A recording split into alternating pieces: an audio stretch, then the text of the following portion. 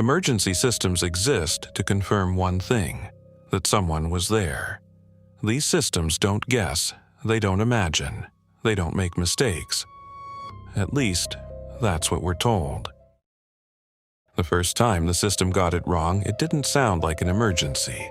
It sounded like a routine welfare check. I was the first one inside the house, and it was already acting like someone was home. Not the first on scene, that was patrol. But I was the first responder assigned to clear the interior after the missing person report came in and the welfare check turned into something more official.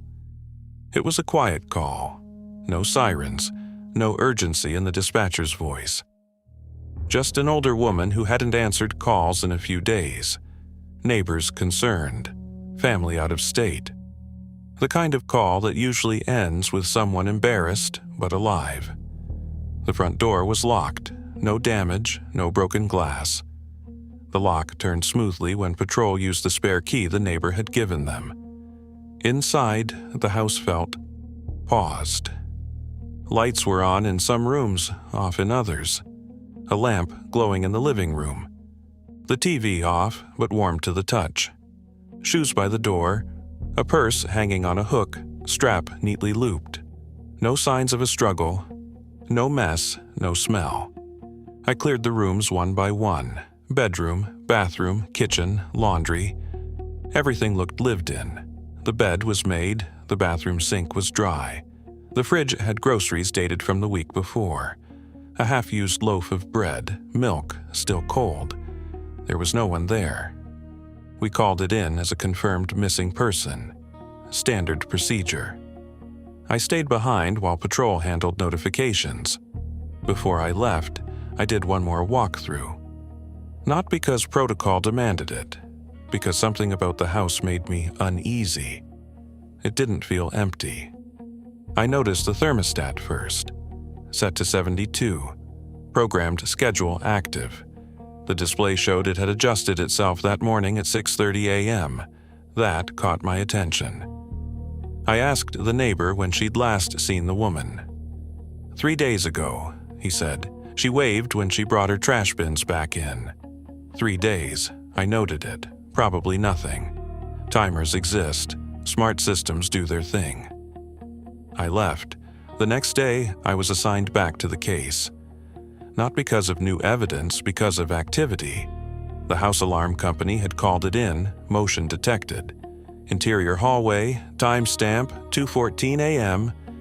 They assumed the woman had returned home and forgotten to disarm it. We knew she hadn't. I went back with another responder. Same house, same locks, same stillness. No forced entry, no open windows. The hallway motion sensor sat halfway down the corridor. We tested it. It worked fine. We checked the logs. Motion detected. Lights activated. Thermostat adjusted. Motion cleared. All within 4 minutes. I remember standing there, looking down the hallway, trying to imagine what kind of movement would trigger it. The sensor wasn't sensitive to pets. It required a full body pass. Someone walking from the bedroom toward the living room would do it. Someone exactly her height. We checked the rooms again. Nothing had changed. The bed was still made. I went home uneasy, but I didn't say anything. There was nothing to say. Over the next week, it kept happening. Always late at night, always brief, always the same path through the house. Hallway, living room, kitchen, never the front door. The power company pulled usage records, water usage too. Someone had used the sink. A short burst, less than 30 seconds, same time each night. No one was ever there when we arrived. Eventually, the house was flagged for extended monitoring. Cameras were installed inside. Standard procedure once the family consented.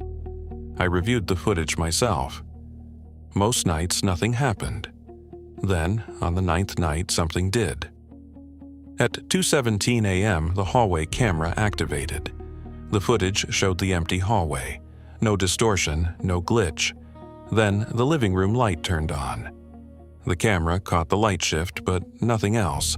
No shadow, no reflection, no movement, just the light. The system logged motion anyway. I stared at the timestamp longer than I should have. The house was cleared again the next morning. Still nothing. Later that afternoon, the family called to say they'd finally received access to the woman's medical alert account, the one she wore around her neck in case of falls. It had logged an activation. Not an emergency press, not a panic alert, a system check-in. Time stamped 2:16 a.m., the same night the camera recorded movement. The alert system showed her ID number, her name, her home address. It also showed her heart rate, normal, steady. I remember standing in the office, looking at the printout, feeling my stomach tighten. Medical alert systems don't generate heart rate data unless they're being worn. I asked the technician if it could be a glitch. He shook his head. It only reads vitals if it's in contact with skin. That night, I couldn't sleep. Around 2 a.m., I checked my phone. I don't know why. There was a notification from the system. Motion detected. Hallway. Cleared. I wasn't assigned to the case anymore. The alerts shouldn't have been routed to me. I drove out anyway. The house was dark when I arrived. No lights on this time. I unlocked the door and stepped inside alone. The air was cool. The thermostat hummed softly. I walked the hallway slowly, watching my shadow stretch along the walls. Nothing moved, nothing sounded. I stood there for a full minute. Then I heard it. A soft electronic chime. The medical alert system. It was coming from the living room. I followed the sound. The pendant lay on the coffee table, centered neatly on a coaster, clean, untangled. I hadn't seen it there before. I picked it up. The screen lit. Last check-in, just now. I froze. Behind me, the hallway motion sensor clicked, then cleared. I didn't turn around. I left the house and locked the door behind me. The case is still open. The woman has not been found. The house remains unoccupied, but the activity hasn't stopped. And I learned something after I stopped responding to alerts. The system doesn't log movement unless it detects a change, which means whatever's triggering it wasn't there before. The call came in just after midnight. Welfare check, single-family home, no contact for 2 days. Routine. I've done hundreds of them. Most end with someone annoyed but alive. Sometimes confused, sometimes embarrassed. Rarely anything else. I pulled up to the address and noticed the porch light was already on. That's not unusual. Lots of people leave lights on. What caught my attention was the patrol car. Parked at the curb, engine cold, lights off. I checked the plate. Ours. I checked my radio. No unit was assigned ahead of me. I sat there for a second, listening to the engine tick as it cooled, trying to make it make sense. Then I stepped out. The front door was closed, locked. No damage, no sound inside. I knocked, loud enough to wake someone. Nothing. I tried the handle, locked. I radioed dispatch. Confirm, no prior unit cleared this address.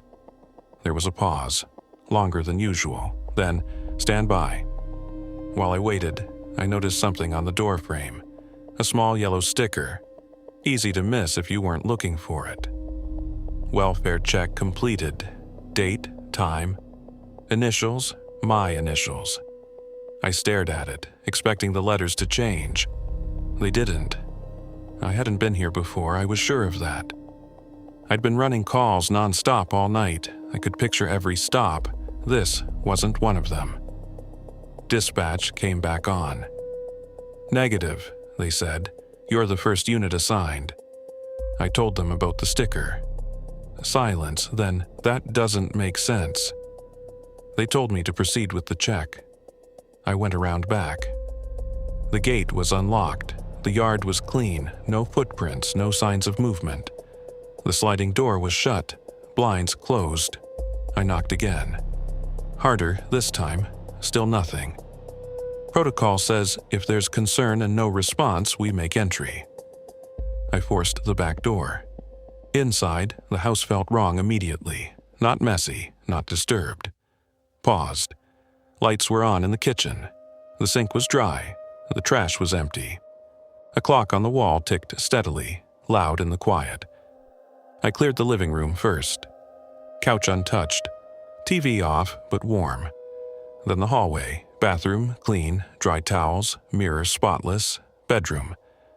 The bed was made tight like no one had slept in it. Hospital corners. A cup of water sat on the nightstand, full. No dust ring underneath, cold to the touch. I called it in. House is clear, no occupant located. Dispatch acknowledged. As I turned to leave, something on the kitchen counter stopped me. A clipboard, ours, welfare check form, filled out neatly. Resident name, address, time of contact. It said, contact made, resident responsive. Declined assistance. There was a signature at the bottom. Not mine, but close. Same slant, same pressure, same habit of looping the last letter too wide. My chest tightened. I bagged the clipboard and left. The next morning, a supervisor pulled me aside. They reviewed dispatch logs. According to the system, the welfare check had been completed at 11:41 p.m. by me. They asked for body cam footage. The file existed, but it was blank. No video, no audio, just a timestamp and a file name. Like something had recorded and then been removed. They asked if I remembered going to the address earlier. I said no. They asked if I could have gone there by mistake. I said no. They let it go. 2 nights later, another call came in. Same address, same concern. I told dispatch I couldn't take it. They assigned another responder. I listened anyway, over the radio. He arrived and said the porch light was on. Front door locked, then his voice changed. "There's a sticker on the door," he said. Dispatch asked him to repeat himself. "Welfare check completed," he said, with my initials. He hadn't even stepped out of the car yet. Dispatch said no one else had been assigned. He went inside, cleared the house, empty again. But this time there were changes. A chair pulled out at the kitchen table, a fresh cup of water, still cold, a second clipboard, clean, new, already filled out. When he came back on the radio, his voice was tight. "It says I was here an hour ago," he said. The house was sealed after that. No more checks, no more entries, but the system didn't stop. Welfare checks kept logging as completed, different responders, different shifts. Always the same result, contact made, resident fine. I stopped responding to the alerts, but I still reviewed reports. That's when I noticed something. The resident's profile was still active. Not missing, not deceased. Status, checked in. Last night, while going through logs, I saw a new entry. No responder listed, no unit number, just a timestamp. 2:11 a.m. and a note added to the file. Help not needed. The first time it happened, I almost ignored it. The email came in while I was eating breakfast. No alert sound, no urgency, just another system message mixed in with schedule updates and training reminders. Subject line, incident, follow-up, required. That alone wasn't strange. Those emails go out all the time. What made me pause was the name underneath, mine. I opened it. There was no greeting, no explanation, just an attached report. I assumed it was a duplicate or a clerical mistake. That happens. Systems copy old files. Names get pulled from drop-down menus. I clicked the attachment. The report was already filled out. Date, last night. Time, 11:38 p.m. Location, a warehouse on the east side of town. Responding unit, mine. Responding officer, me. I stared at it, waiting for my brain to catch up. I hadn't been at a warehouse last night. I hadn't responded to any alarms after 10. I remembered my entire shift clearly because it had been slow. A traffic stop, a medical assist, paperwork, nothing else. I scrolled. The narrative described a routine alarm call. Exterior check completed, no forced entry. Alarm reset, property secured, standard language, clean, boring. At the bottom was a signature, my signature, not typed, not pasted, written. Same shape, same pressure, same habit of dragging the last letter just a little too long. I checked the timestamp again. I checked the location. Then I opened my shift log. At 11:38 p.m., I was clearing a traffic stop 3 miles away.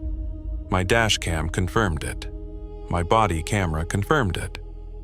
I printed the report and brought it in. My supervisor skimmed it, frowned, then logged into the system. According to the records, I had responded to the warehouse, cleared the alarm, returned to service. No flags, no warnings. He asked if I remembered the call. I said no. He asked if I could have gone there and forgotten. I said no. He stared at the screen for a long moment, then closed it. Probably a system error, he said. IT's been updating things lately. I asked him how my signature got there. He didn't answer that. He told me to forget it. I tried. That night, on my way home, I drove past the warehouse. I didn't plan to, I just turned. The building was dark, empty lot, no cars, no movement. But the alarm panel by the door was glowing green. System ready. The next morning, there was another email. Same subject line, different attachment, same warehouse, same response, same signature. This time, the narrative included an extra line. Responder arrived early. No assistance needed. Early. I checked the timestamp. It showed I arrived before the alarm triggered. That shouldn't be possible. I pulled body cam footage again.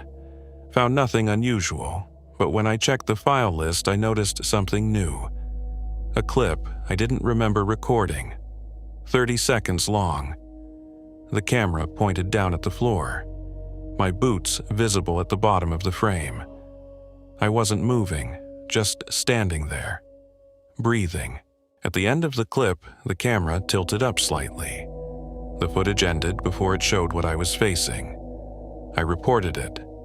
IT said the file was corrupted. They asked if I'd been sleeping well. After that, the reports started spreading. Different locations, a closed school, a medical office, an apartment complex. All places I knew, all calls I would normally respond to. Every report listed me as present. Every one said the same thing. Contact made, no assistance needed. Sometimes the timestamps overlapped my real calls. Sometimes they didn't. I stopped sleeping. I started checking the system every morning, afraid of what I'd find. One report listed 2 responders, me and an unnamed unit. No badge number, no ID, just a blank space where a name should have been. I asked dispatch if they'd seen anything like it. They hadn't. I asked if my unit had been cloned. They laughed. I stopped wearing my body cam off shift. It didn't matter. One morning, I woke up to a notification on my phone. Incident, closed location, my home address. Responding unit, mine. Narrative, resident contacted, all clear. Time-stamped 5 minutes earlier. I was still in bed. I moved slowly through the house, checking doors, windows, closets. Everything was locked, nothing disturbed. But my radio on the kitchen counter chirped softly. A status update. Available. Which shouldn't happen unless I clear myself. I didn't respond to calls after that. I took leave. The reports kept coming anyway. Always me, always cleared, always routine, until the last one. The subject line was different. Incident review, correction required. I opened it. The report was incomplete. Location field blank. Time, current. Responder, me. Under notes, someone had typed a single sentence. Responder acknowledged presence. Below that was a checkbox. Was responder physically on scene? Checked. Yes. I scrolled to the bottom. Under Supervisor Review, there was a name. Not mine, not anyone I knew. And next to it was a note. Second responder no longer required. That night, I heard my radio click on by itself. Static. Then a voice. Not distorted, not strange. Mine. Contact made, it said. All clear. I unplugged the radio. The system still marked me as available. The next morning, there was no new report. Instead, my status in the system had changed. Not active, not off duty. It now read, on scene. And when I tried to correct it, the option was gone. Because according to the system, I was already there.